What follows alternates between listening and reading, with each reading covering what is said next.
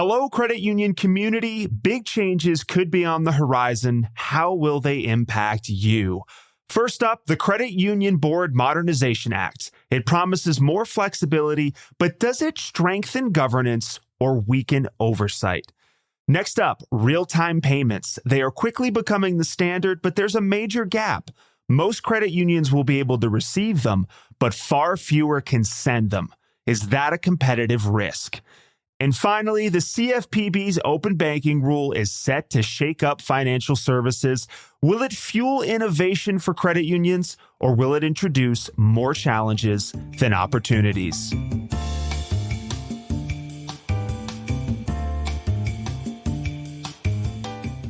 Welcome to Grow Your Credit Union. This is the place where credit union leaders gather, learn, and grow. I am your host, Joshua Barclay.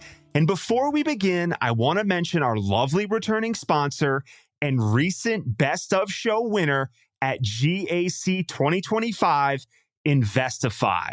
They are the only self-directed investing platform that allows members to buy, sell, and trade directly from their checking account within their online banking portal. A huge thanks to InvestiFi for sponsoring this episode, and you'll learn a little bit more about them later in the show.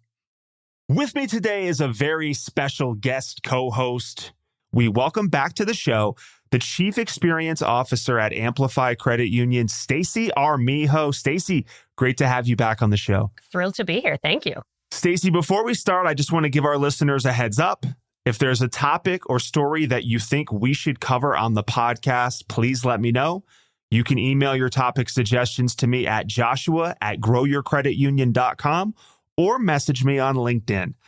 Stacy, I always like to ask my guest co-host about something in their life before we kick the show off. And I asked this very question to Becky, and I'm going to ask it to you. What is the first concert you attended with your own money? Ooh, with your own money. Okay, I was ready with the answer, and now it's a different answer because the actual first concert that I ever attended was Moody Blues, which was amazing.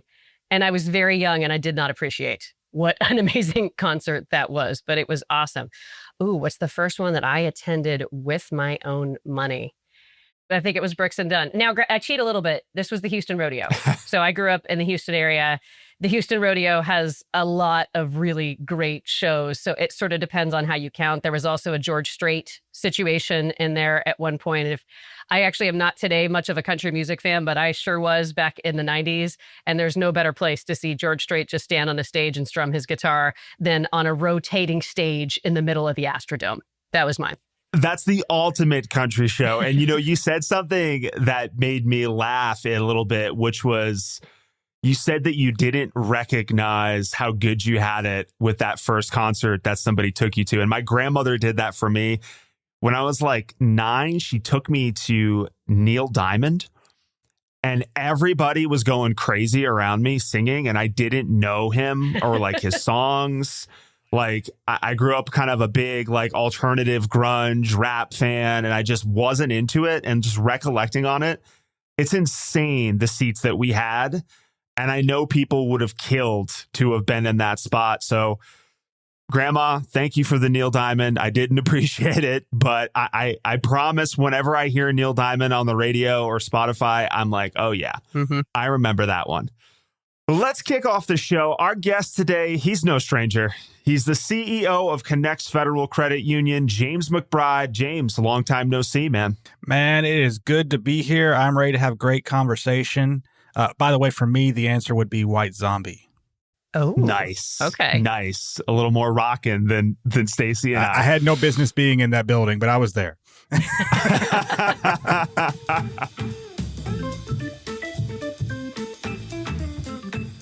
Regulatory requirements shape how financial institutions operate, but some argue that certain mandates, like the requirement for credit union boards to meet every month, are outdated and create unnecessary burdens.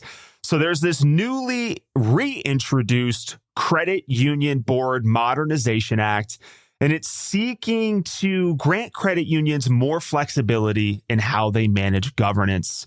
Supporters say this will allow credit unions to better serve their members, while others question whether reducing oversight could lead to unintended consequences. James, do you think this shift will genuinely help credit unions focus more on their members, or could loosening board meeting requirements actually lead to just challenges with oversight and accountability? What's your take? I actually think the answer is both. And let me explain why I say that. So the issue is not in the structure of the board meetings or how frequently they are. The issue is in with the quality and the competency of the people that are actually serving on the board, right? So if you say to yourself, well, it's going to reduce oversight, it's going to reduce board competency and participation. Well, if you look at the board composition across the country, most of our board members are retired individuals, right? Oftentimes, you see people coming into the meeting and they haven't paid attention to what's going on in their organization in between. Well-run boards are actually more proactive. They're more attentive. They're paying attention to what's happening on a more regular basis. So if that stays in place, then you're not going to see a reduction in competency because you don't have scheduled meetings as frequently. However, if you have credit unions who already have poor governance, already have poor board competency, that will make it worse. So it's not a matter of a good or a bad. It doesn't really change a lot, except for the possibility of credit unions who really want to have strong boards. It gives them the chance to get younger professionals brought into their board, right? So if I don't have as much obligation as a volunteer to come in and participate, right? I can come in, I don't have to be there in person, but once every 2 months, great. Now I can do that. It makes it more flexible for me. There's people working from home these days. There's been a shift in that thinking as well, but there's still that group of people out there that are like, I would love to volunteer. I would love to be a part of a community financial institution. I just need it to be more conducive to my schedule. That's where it's going to benefit. That's where it's going to lift up the talent that's out there in our communities to be able to participate more regularly with our credit unions. It's not going to help with a competency issue. If there's already a competency issue in your credit union, here's the spoiler alert, it's still going to be a problem. Wow. I love this question because it opened up the doors to criticize credit union boards. Great take. I do agree with you on the composition of the board, James, and sort of the flexibility around the meetings. Stacy, what is your take on this modernization of the board? I completely agree with everything that James just said. And how I would characterize that, in addition, is if regulation doesn't make us better, it's better not to have it. Yeah. So as I think about where would I land on this issue, I completely agree. If you're in a good place, you're still going to be in a good place. If you're not in a good place, you're still going to not be in a good place, regardless of what is required from a frequency of meetings point of view. So why not lean into the fact that it could be an advantage in certain ways when it really doesn't even help in the more challenged circumstances? So that's where I land on that. And I do think keyed into exactly the bigger issue and opportunity is how can we make being a member of the board of directors of a credit union something that is exciting and compelling and practical for people of a wide variety of lifestyles and backgrounds. So we're lucky at Amplify that we actually have a fair number of board members who aren't retired, but we know that that is unusual. And that has been an intentional choice. So we have worked hard to say we want a wide variety of perspectives represented on the board, but it absolutely is a challenge. So the ways that our board members navigate interacting with us is very different based on what their life stage is and what they're doing. And so if we can have more flexibility and being able to do that, then that just makes us better and stronger. So it sounds, Stacy, like the modernization of the board is not an act of Congress. It's an internal act of just an organizational framework. James, do you kind of piggyback on what Stacy said in that, are you operating within that type of structure with your board today? So in the last 60 days, independent of this legislation that might pass, might not pass, it's the second time through, I've been talking to our board about we've got to find ways to expand the way that we think about board member acquisition, right? How are we thinking about that? Where are we acquiring those people? And back to what we were saying, you said, hey, it opened up the door to criticize credit union boards. It can also be a problem with the person sitting at the top, right? The CEO, because here's the thing. If I don't have a board that's engaged, a board that's challenging me, boy, that makes my life a little bit easier, right? So I can just skate on through. And guess what? A lot of those credit unions that operate that way, let's be real, folks, they're going away. Stacy, I feel like he just slammed the gavel down. Is there anything you would like to add to that comment? Can I bedazzle the gavel and slam it down right alongside him? That is what I would want to do to everything that he just said, because that is absolutely true. We sometimes think about boards and oversight as if it is compliance. We think of it as like, oh, let's make sure we're following all the rules, when the reality is it's strategic. And if we aren't thinking about strategic governance, then we are missing the boat and we're going to become irrelevant.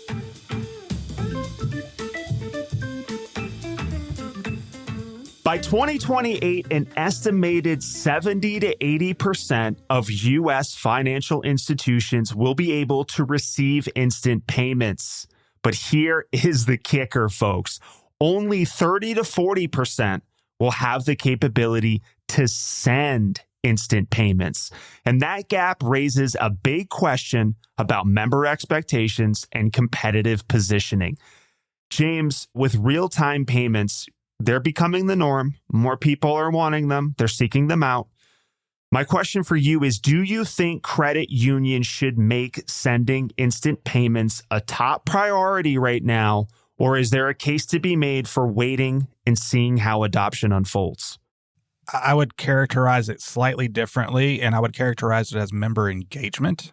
Real-time payments is a big portion of member engagement. We don't get to choose consumer expectation. That's not something that we have the luxury of demanding of our consumers, of our members, or our community.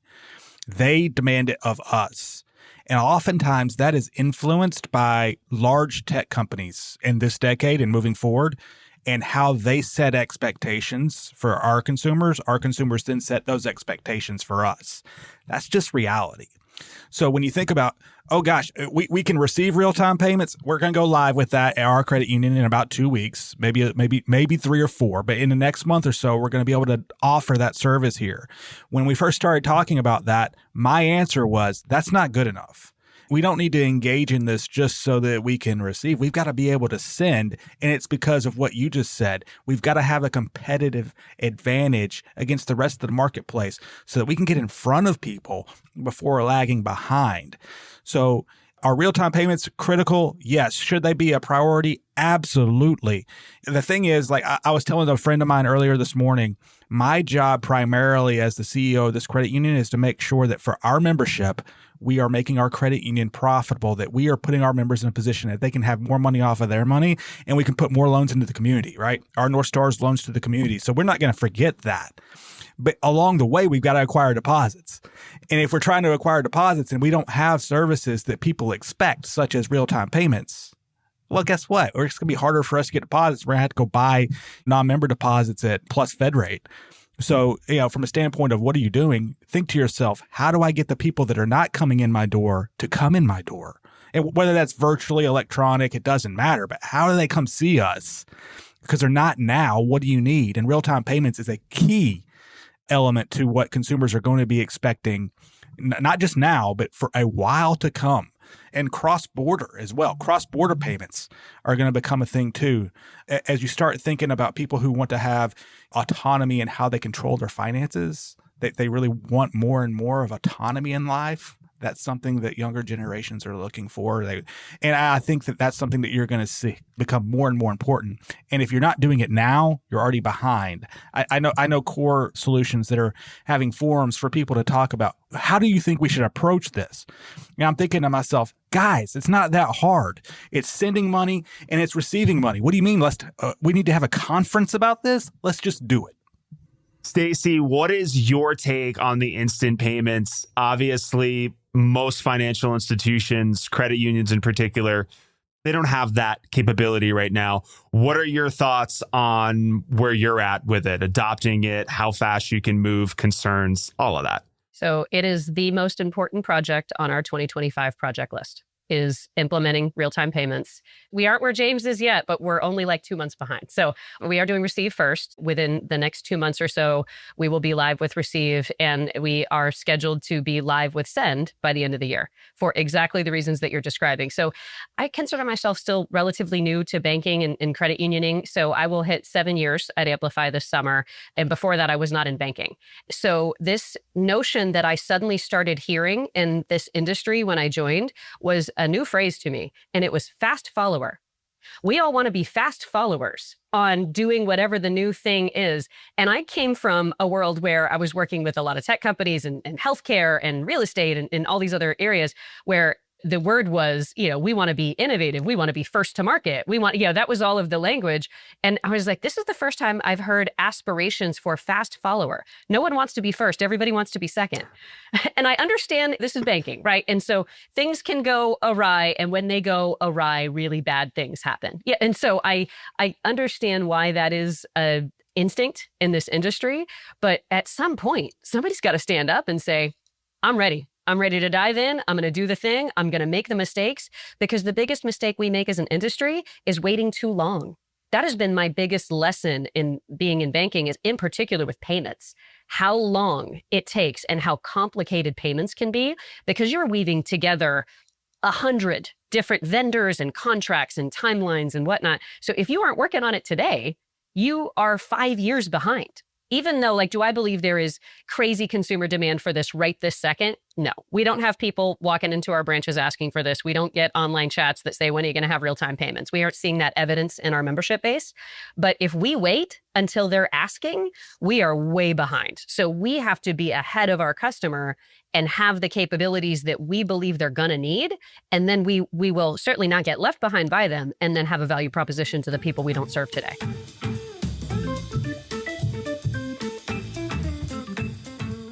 Did you know that while most Americans prefer investing with their primary financial institution, 99.5% of them look elsewhere, largely due to digital-first offerings by fintechs? If you want to keep your members and their assets while helping them build a financially secure future, you need to meet InvestiFi. As the only self-directed investing platform that allows members to buy, sell, and trade directly from their checking account within their online banking portal, InvestiFi's solution provides a seamless experience, helping your credit union deliver new services, attract new members, and deepen existing relationships, all while fostering financial security. Because InvestiFi's solution is integrated with your digital banking provider and banking core, the funds used to invest come directly from the member's bank account and back again when sold, not sitting in some third-party account, accumulating fees you can't leverage. Give your members access to an integrated investing solution from within their current online banking experience with you, their credit union. Bring investing inside with InvestiFi. Visit them at investify.co/GYCU to learn more. That's InvestiFi.co/GYCU to learn more.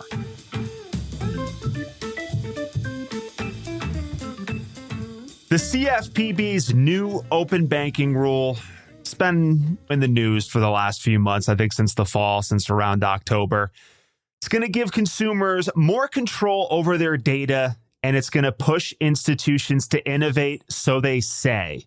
Now, for credit unions, James, the mandate is interesting because institutions, credit unions in particular, under a certain asset class, they will not be required to comply to this particular ruling.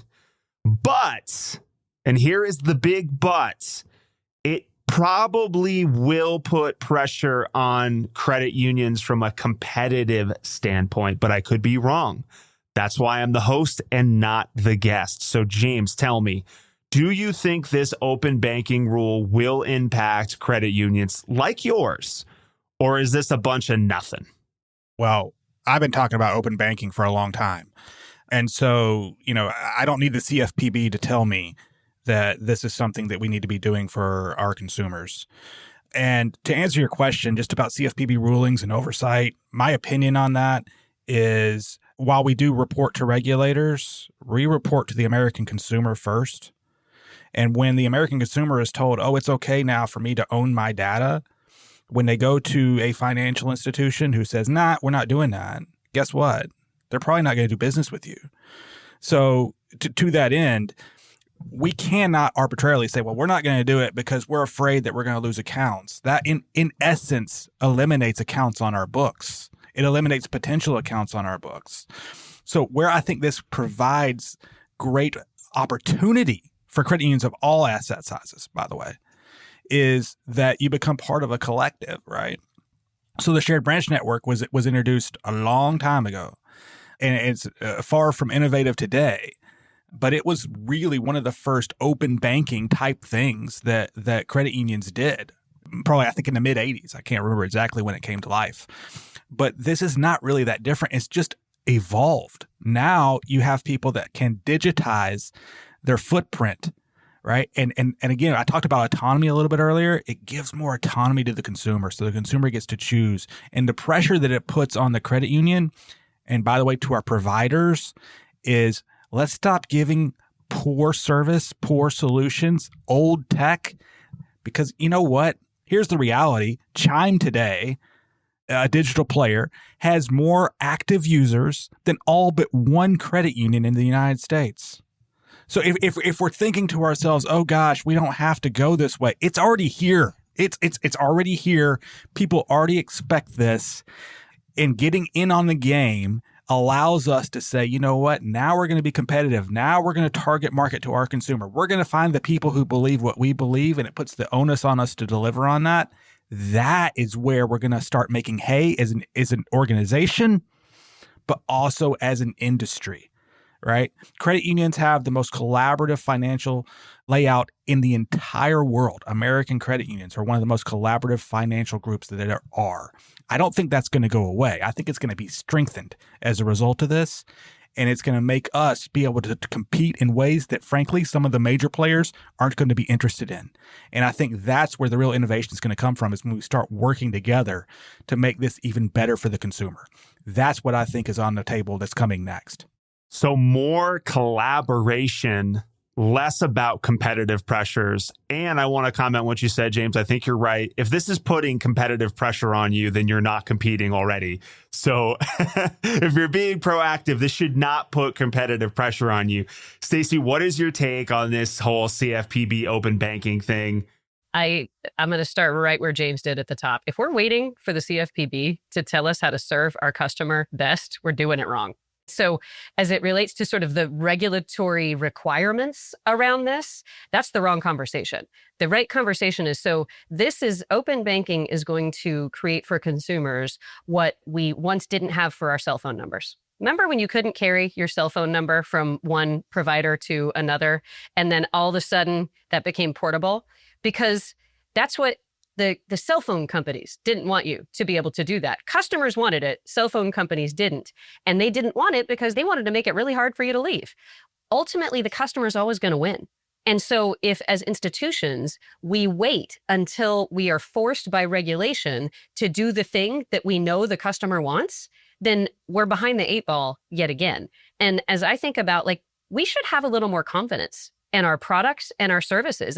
If your value proposition is, I'd like it to be really hard for you to leave, come on, y'all. Like, we can do better. So be ready to win is what I would say. Don't be afraid of all of this from a regulatory point of view. Be ready to win your customer every day. So one thing, you hear me say customer and not member, right? And I know that is not credit union-y. And it's not because I don't know a member of difference in a customer and all those things. I do it on purpose, because when we say member, I realize from a governance point of view, these are our members. But when we say member, I feel like that implies a level of loyalty that I don't think actually exists in today's consumer. It's easy to take a member for granted, as if they have invested philosophically in you, not as if you had the best home loan rate at the time that they were getting a home loan, and that is how they became your customer. If you treat them like customers, you have to earn a customer every day, and they can leave you every minute. And if strategically you adopt that mindset, you're going to think differently about your services and your products and all the things that you have. So our industry tends to be bad at, let me convince my member to want what I have, instead of, let me understand what my customer wants and needs and create products, services, and delivery channels that match what they need. And so open banking to me just gives us positive pressure to do that. And if we do it well, we're going to win. That brings us to the end of the show. James, give us your final thoughts, plugs, put it out there. I would just say, follow me on LinkedIn. If you want to hear more of what I'm thinking and what I'm saying, I talk about it almost every day. But the reality for us here is these were great topics. This is a great conversation. And for our listeners, if you're not part of this conversation, if you're sitting on the sideline and you're wondering, when should I get in? The answer is yesterday. So don't wait. We've got to move our industry away from being risk-averse to consumer-centric. And if we can do that, we have a chance to thrive. If we fail to do that, it's just going to die. You're going to die. So let's not do that. Let's have more credit unions winning, less credit unions failing. Stop being risk-averse, become consumer-centric for the win. Let's go. Stacy, final thoughts, plugs, anything you want to put out there into the world? Go ahead. I wrote down what James just said. Let's have our industry go from being risk-averse to consumer-centric. That is such a concise and effective way to speak about what feels to me like our biggest obstacle, but also our biggest opportunity. I am a firm believer there is no better time to actually live the value proposition that is a credit union. Today's youngest consumers, they make commodity choices based on things that are important to them beyond dollars and cents. And credit unions have a story to tell around that, but it's got to be a story that is relevant to today's consumer. It's got to be something we can stand behind in a way that I feel like we have some ground to make up on that. And they aren't going to listen if we don't have great products and services. I mean, it is table stakes what they're looking for in terms of digital products and services, about personalization, about all the things that we've been talking about here. That's really hard work for credit unions to actually deliver on that promise. We can do it. If we're willing to do it, I feel like we absolutely can take market share from other institutions, but we have to put the work in and we have to change our mindsets. And so it makes me excited to know that there are other thinkers like James in the industry that are seeing this way, working this way, doing these things, putting pressure on our vendors that we're relying on to help us go in this direction, all of those things that are important to make us successful. If we're willing to do the work, the opportunity is there for us. Well said, Stacy. If somebody wants to get a hold of you, let's say someone's listening and they love what you're putting down, what is the best way to get in touch with you? LinkedIn as well. So, and nobody can ever spell my last name. So I'm just gonna tell you what my actual handle is. It is Stacy, STACY-ARMIJO. That's me on LinkedIn. I'd love to hear from you. Thank you so much, Stacy, for being my guest co-host today. And thank you, James. I love talking about this stuff. I'm so passionate about it, and I'm so thankful for guests like you. So I just want to let you both know I nerd out about credit union leadership, and I love having these conversations. So thank you both. And I also want to thank InvestiFi for sponsoring this episode. Remember, they give your members the ability to buy, sell, and trade directly from their checking account from your credit union's online banking portal, making it easy to invest. Remember to go check them out at investify.co/GYCU. Thank you to the listeners who are out there. Thank you for supporting the show. If you like the show, remember, please follow us on your podcast player of choice. And if you want to be a guest or you would like to talk about sponsorship opportunities, head to growyourcreditunion.com to learn more. Thank you for listening, and we will catch you next time. Bye-bye.